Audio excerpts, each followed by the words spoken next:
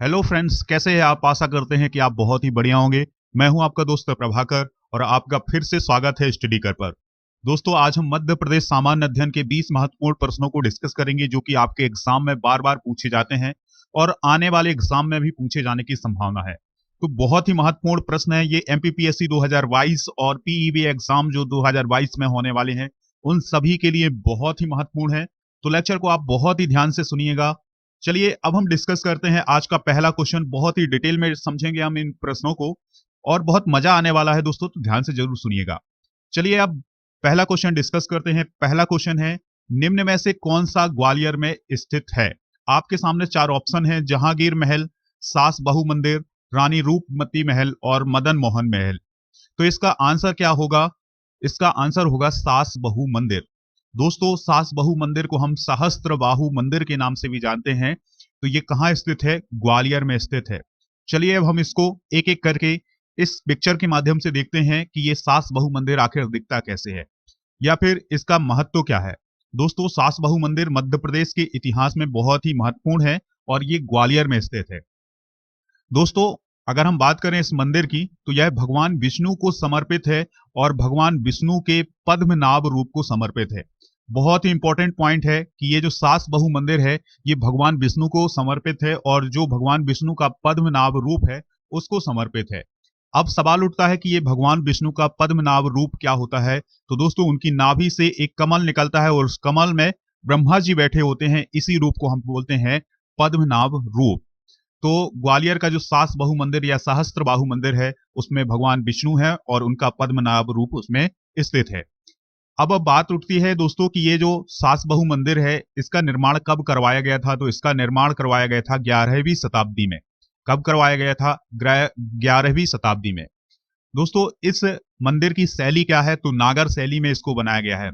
अब ये नागर शैली क्या होती है, इसको भी समझ लेते हैं। तो वास्तुकला के अनुसार जो नागर शैली होती है, उसमें किसी भी मंदिर का निर्माण जब करवाया जाता था, तो उसके बेस से लेकर टॉप पॉइंट तक जो उसका आकार होता था वो चौकोर होता था, यानी चतुष्कोण होता था।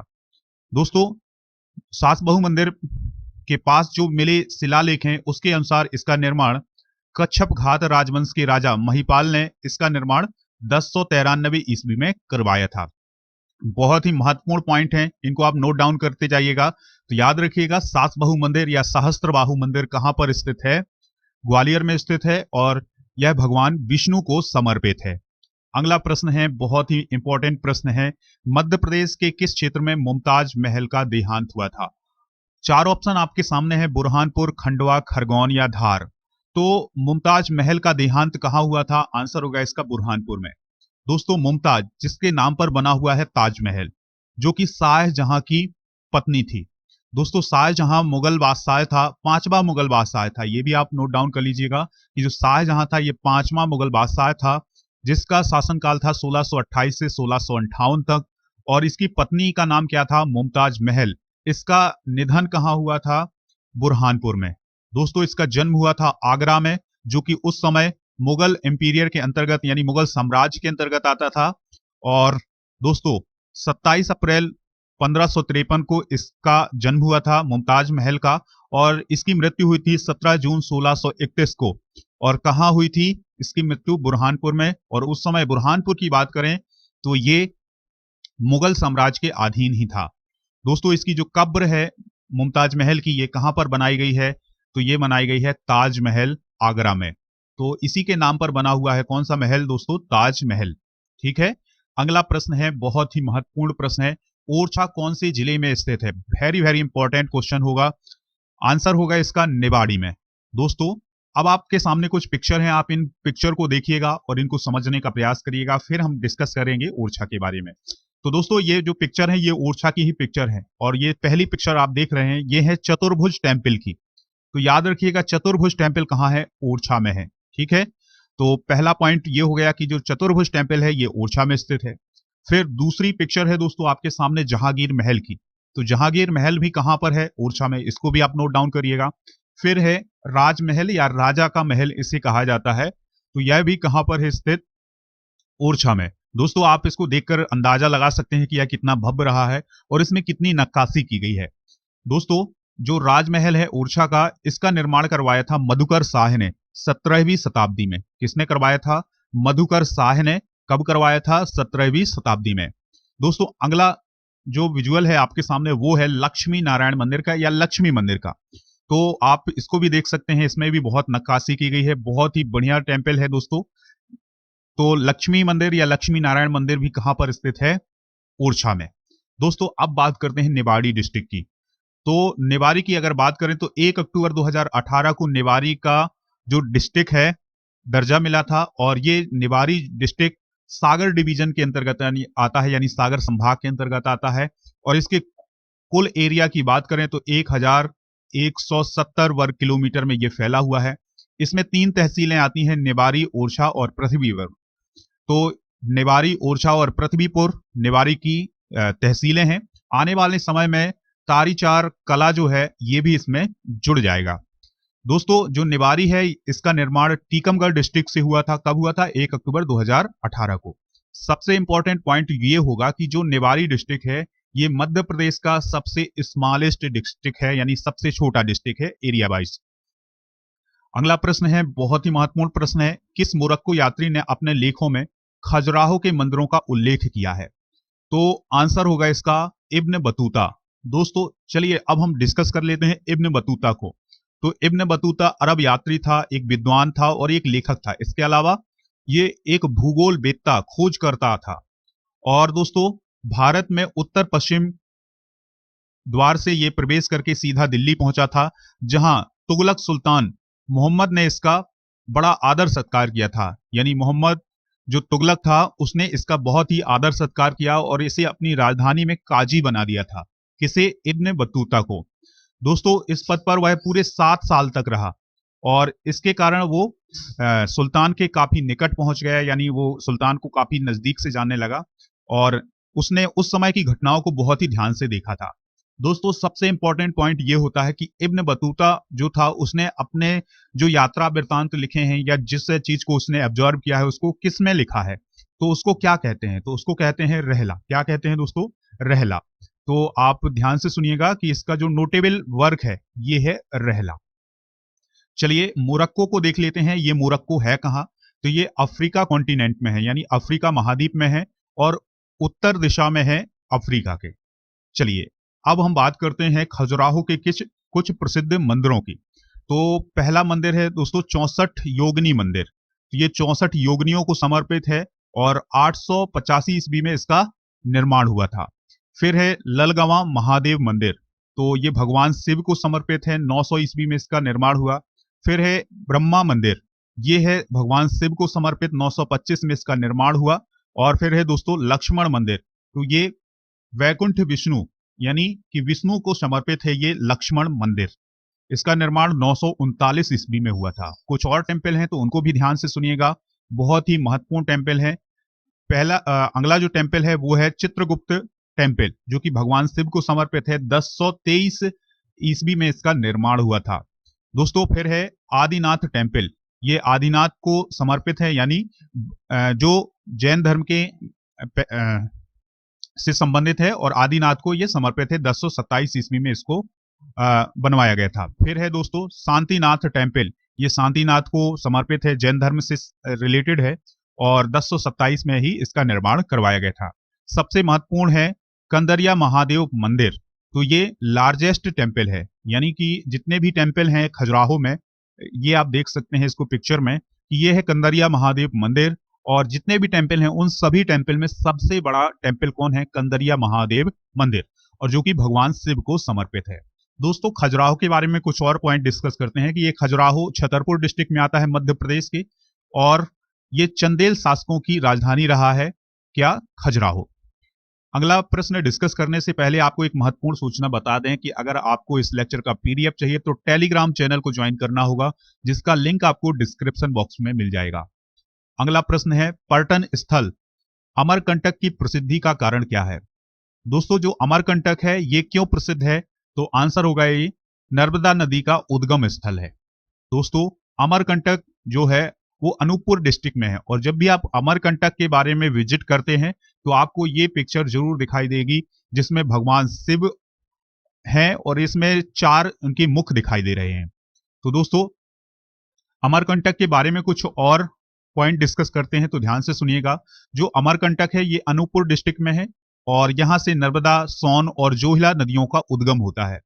ठीक है, और ये मैकल की पहाड़ियों में स्थित है।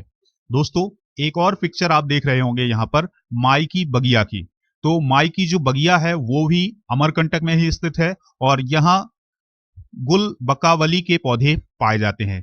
ठीक है, जो माई की बगिया है वहां पर किसके पौधे पाए जाते हैं? गुल बकावली के। तो ऐसे छोटे छोटे क्वेश्चन भी आपके एग्जाम में पूछे जाते हैं, तो इनको भी आप नोट करते जाइएगा कि माई की बगिया कहाँ है? अमरकंटक में है। अगला प्रश्न है, अजयगढ़ किसके द्वारा स्थापित किया गया था? बहुत ही इंपॉर्टेंट प्रश्न है दोस्तों। तो आंसर होगा इसका गुमान सिंह के द्वारा। तो अजयगढ़ पन्ना डिस्ट्रिक्ट में स्थित है और गुमान सिंह के द्वारा इसे स्थापित किया गया था। अगला क्वेश्चन है, इंपॉर्टेंट क्वेश्चन है, पुरा स्थल नाबदा टोली कहाँ स्थित है? तो नाबदा टोली स्थित है खरगोन में।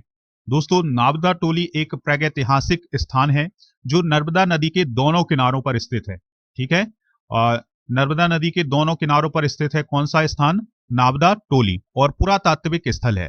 दोस्तों यहाँ पर पाषाण काल से लेकर के 18वीं शताब्दी तक की जो संस्कृति है वो पाई गई है। यानी पाषाण काल से लेकर के आज तक यानी 18वीं शताब्दी तक की जो संस्कृति थी उसके प्रमाण यहाँ पर मिले हैं।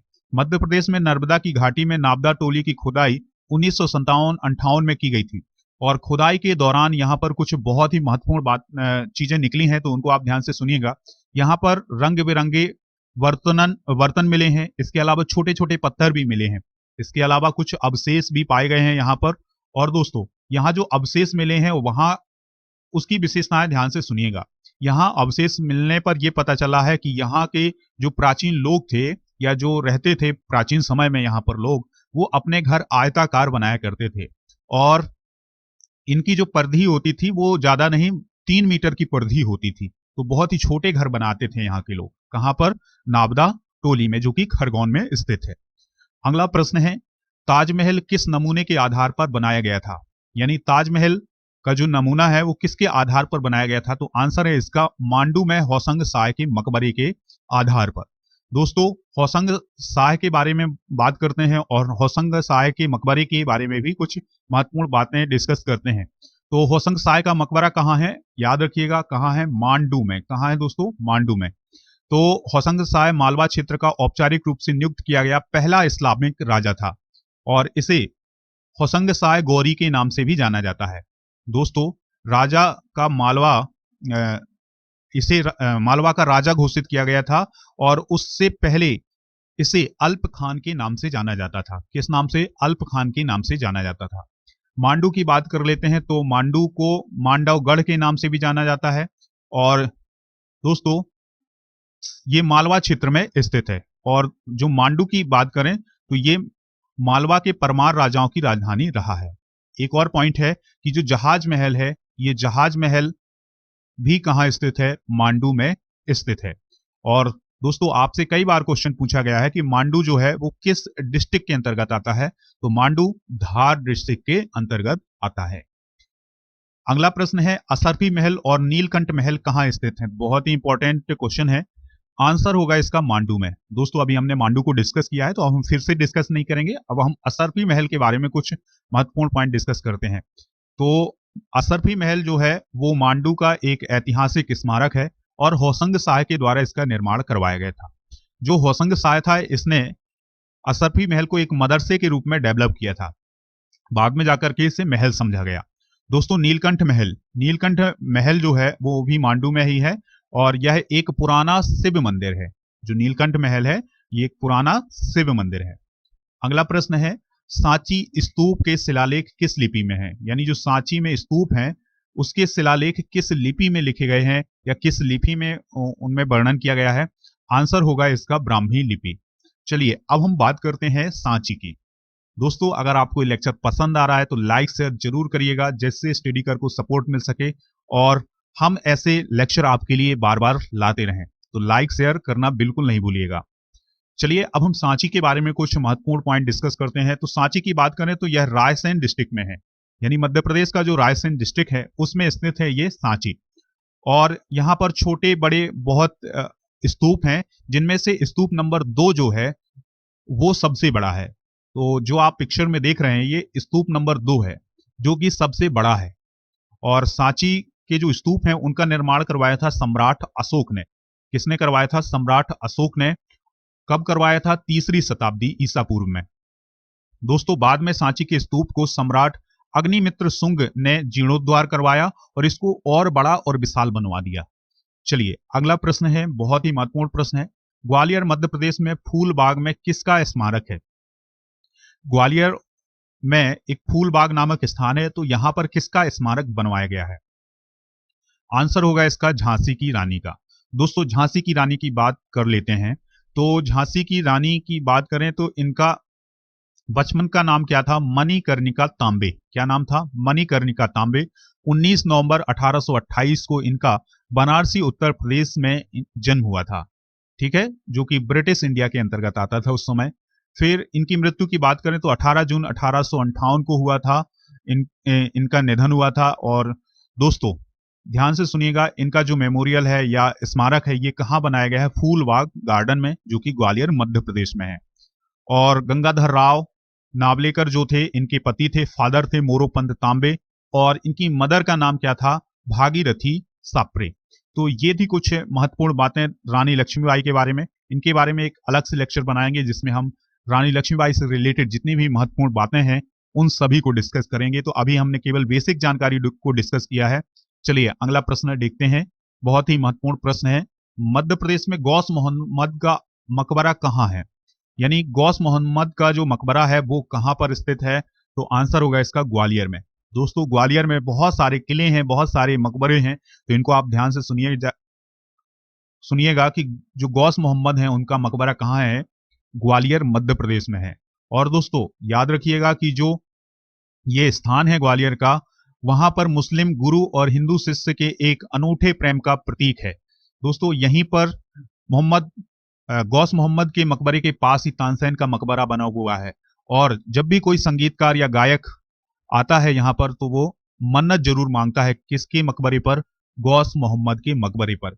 एक और बात है दोस्तों, जब यहाँ पर तानसेन समारोह की शुरुआत होती है ग्वालियर में, तो पहले जो 7 संगीत हैं वो यहीं पर गाए जाते हैं। यानी 7 संगीतों का जो समारोह होता है वो मोहम्मद गौस या गौस मोहम्मद मोहम्मद गौस नहीं दोस्तों, गौस मोहम्मद की बात कर रहे हैं। तो गौस मोहम्मद के मकबरे पर इनका आयोजन किया जाता है। तानसेन के मकबरे पर इनका आयोजन किया जाता है। किस समारोह में? तानसेन समारोह में। तो ये एक और पॉइंट हो गया कि जो तानसेन समारोह है ये ग्वालियर में आयोजित किया जाता है। और दोस्तों अगर हम बात करें गौस मोहम्मद की, तो ये एक सूफी संत थे और इनके मकबरे का निर्माण करवाया था अकबर ने 1666 में। इनके शिष्य कौन थे? तानसेन थे। तो उनका भी स्मारक यहीं पर बना हुआ है। मोहम्मद गौस या गौस मोहम्मद की मृत्यु आगरा में हुई थी, लेकिन उन्हें दफन ग्वालियर में किया गया था। गौस के मकबरे का निर्माण किसने करवाया था? सम्राट अकबर, मतलब जो अकबर था उसने करवाया था। अगला प्रश्न है दोस्तों, सयाजी द्वार कहाँ स्थित है? तो सयाजी द्वार स्थित है कहां पर? देवास में। दोस्तों आप इस पिक्चर में देख सकते हैं, ये है सयाजी द्वार और ये कहां पर स्थित है? देवास में स्थित है। तो इस पॉइंट को आप जरूर नोट करिएगा, ऐसे क्वेश्चन आपके एग्जाम में बन सकते हैं कि सयाजी द्वार कहां स्थित है। तो आंसर क्या होगा? देवास में स्थित है।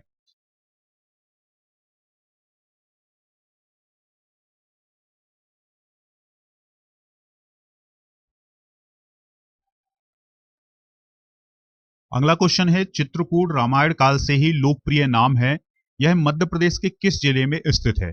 दोस्तों जो चित्रकूट है वो रामायण काल से ही प्रसिद्ध नाम रहा है, तो यह मध्य प्रदेश के किस जिले में स्थित है? तो आंसर है इसका सतना में।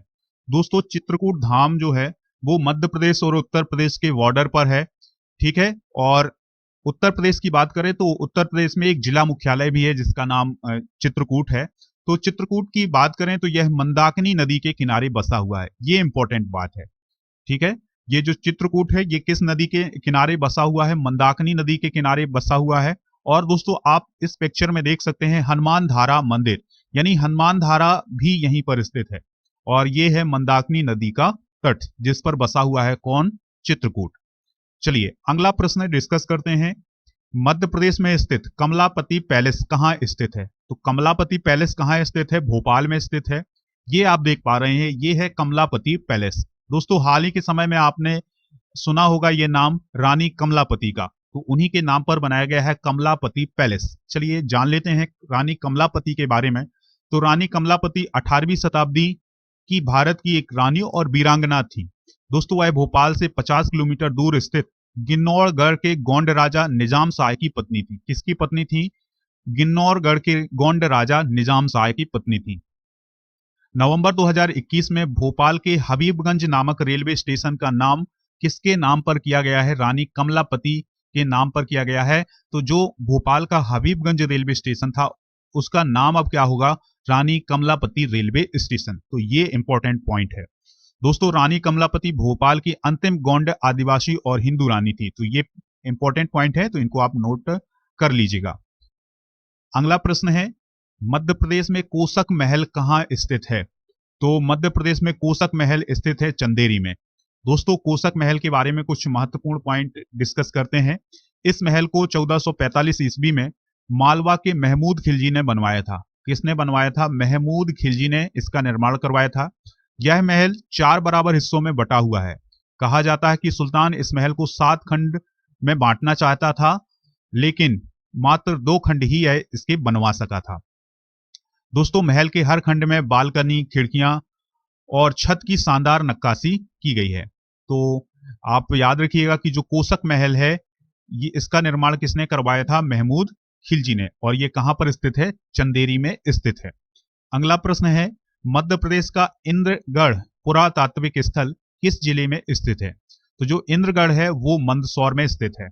दोस्तों इंद्रगढ़ में राष्ट्रकूट शासकों के शिलालेख पाए गए हैं और वहां पर जो शिव मंदिर है वहां पर जो शिलालेख हैं उसमें कुछ महत्वपूर्ण बातें लिखी गई थी, जिसके आधार पर खुदाई करवाई गई और खुदाई में स्तंभ तोरण मिले हैं, नंदी, भैरव, पार्वती, विष्णु, लक्ष्मी और बराह की प्रतिमाएं मिली हैं। इसके अलावा कांच और मिट्टी की मणि भी प्राप्त हुई हैं। दोस्तों एक और पॉइंट था दोस्तों कि जो इंद्रगढ़ है वहां पर हाथी के दांत की चूड़ियां भी मिली हैं। और यहां पर जो प्राप्त शिव मंदिर है ये 8 से 12वीं शताब्दी के बीच का बताया जा रहा है। दोस्तों कुछ और पॉइंट है मंदसौर से रिलेटेड, तो आप देख सकते हैं इस पिक्चर में। ये जो टेम्पल है ये है पशुपतिनाथ टेम्पल, जो कि कहाँ है? मंदसौर में है। याद रखिएगा कि जो पशुपतिनाथ टेम्पल है ये कहाँ पर स्थित है? मंदसौर में स्थित है, जो कि सिवना नदी के किनारे है। किस नदी के किनारे है? सिवना नदी के किनारे। यानी जो पशुपतिनाथ मंदिर है ये सिवना नदी के किनारे बसा हुआ है या बना हुआ है। दोस्तों इसके अलावा मंदसौर में एक और किला आपको देखने को मिलता है। ये किला है दसपुर किला, यानी दसपुर फोर्ट जो है ये मंदसौर डिस्ट्रिक्ट में ही स्थित है। तो इन सभी पॉइंट को आप नोट डाउन जरूर करिएगा। अगला प्रश्न है, ग्वालियर का प्रख्यात गुजरी महल किसने बनवाया था? आंसर है इसका मान सिंह ने। तो दोस्तों ग्वालियर के भूतल भाग में यानी बेसमेंट में इसका निर्माण किया गया है। यानी जो ग्वालियर का किला है उसके बेस में बना हुआ है कौन सा महल? गुजरी महल, जिसका निर्माण करवाया था मान सिंह तोमर ने। कब करवाया था? 15वीं शताब्दी में। ठीक है दोस्तों, ये किसके याद में करवाया था? तो उसने अपनी पत्नी मृगनयनी के लिए करवाया था। ठीक है, जो कि गुर्जर वंश की थी, इसलिए इस महल का नाम भी कौन सा महल पड़ा? गुजरी महल पड़ा। और साल 1922 में पुरातात्विक विभाग के द्वारा एक संग्रहालय में इसे बदल दिया गया था। ये देख पा रहे हैं आप कौन सा महल? गुजरी महल, जो कि मानसिंह के द्वारा बनवाया गया था। किसकी याद में बनवाया गया था या किसके लिए बनवाया था उसने? तो आंसर होगा इसका अपनी पत्नी मृगनयनी की लिए। दोस्तों अगला प्रश्न है, मध्य प्रदेश में प्रसिद्ध राजवाड़ा महल कहाँ स्थित है? तो राजवाड़ा महल स्थित है इंदौर में। ये आप देख पा रहे हैं, ये है राजवाड़ा महल, जो कि होलकर राजाओं के समय पर इसको बनवाया गया था और 1747 में मल्हार राव प्रथम ने राजवाड़ा की नींव रखी थी। दोस्तों इस महल का निर्माण लगभग आज से 200 साल पहले हुआ था और जो यहाँ पर एक दरबार हॉल है जिसे गणेश हॉल के नाम से जाना जाता है, जो कि फ्रेंच शैली में बनाया गया है। ये इंपॉर्टेंट पॉइंट है कि जो होलकरों का जो दरबार है या दरबार का हॉल है उसे गणेश हॉल कहा जाता है और वह किस शैली में बना हुआ है? फ्रेंच शैली में बना हुआ है। अगला और लास्ट प्रश्न है, ध्यान से सुनिएगा, हरदा जिले की प्रसिद्ध तेली की सराय कहाँ स्थित है? यानी हरदा जिले में तेली की सराय बनी है, ये कहां पर स्थित है? तो आंसर है इसका हंडिया में। दोस्तों, अब आप इस पिक्चर में देखिएगा, ये है तेली की सराय और यहां पर एक पत्थर है और उस पत्थर में कुछ जानकारी लिखी हुई है, तो इसके आधार पर हम इसके बारे में कुछ बातें डिस्कस करेंगे। दोस्तों, इस पत्थर में लिखा हुआ है तेली की सराय के बारे में कि जनश्रुति के अनुसार, यानी कि लोगों की कहावत के अनुसार, इसका निर्माण 16वीं से 17वीं शताब्दी के बीच करवाया गया था और इसका निर्माण करवाया था एक तेली बैंकर ने, ठीक है। और इसलिए करवाया था कि जो इसके ग्राहक हैं वो यहां पर आकर रुकें, ठीक है। तो 16वीं और 17वीं शताब्दी के बीच इसका निर्माण करवाया गया है, ऐसी कहावत है। और इसका निर्माण करवाया था एक तेली बैंकर ने अपने ग्राहकों को ठहरने के लिए। और पुरातत्वविदों के अनुसार यहाँ पर एक सैनिक छावनी भी रही होगी, ऐसा कहा जाता है। तो दोस्तों, तेली की सराय कहाँ पर स्थित है? हरदा जिले में है और हंडिया नामक स्थान में है। अगर आपने अभी तक स्टडी कर को खबरी ऐप पर फॉलो नहीं किया है तो फॉलो कर लीजिएगा, वहां पर आपको मोस्ट इंपॉर्टेंट ऑडियो लेक्चर मिल जाएंगे। इसके अलावा अगर आप मेरा मॉडर्न इंडियन हिस्ट्री का ऑडियो कोर्स फ्री में ज्वाइन करना चाहते हैं तो उसके लिए एक कोड यूज करिएगा, स्टडी कर 01। जैसे ही आप ये कोड यूज करेंगे, आप मेरा मॉडर्न इंडियन हिस्ट्री का ऑडियो कोर्स फ्री में ज्वाइन कर सकेंगे। आप हमसे व्हाट्सएप के माध्यम से भी जुड़ सकते हैं। व्हाट्सएप नंबर है 8602 319713। राजा गुप्ता को आप अनअकैडमी पर फॉलो कर लीजिएगा, जहां पर आपको उनकी स्पेशल क्लासेस, लाइव क्लासेस मिलेंगी। और दोस्तों, अगर आप राजा गुप्ता के माध्यम से दिसंबर में शुरू हुए अनअकैडमी पर जो बैचेज हैं उनको ज्वाइन करना चाहते हैं तो उसके लिए आप एक रेफरल कोड यूज करिएगा, राजा नंबर 1। और अनअकैडमी पर फ्री क्लास ज्वाइन करने के लिए भी आपको एक रेफरल कोड यूज करना है और वो रेफरल कोड क्या है? राजा नंबर 1। तो दोस्तों, अगर आपको ये लेक्चर पसंद आया तो लाइक शेयर जरूर करिएगा और फीडबैक जरूर दीजिएगा कि यह लेक्चर आपको कैसा लगा। जय हिंद, वंदे मातरम।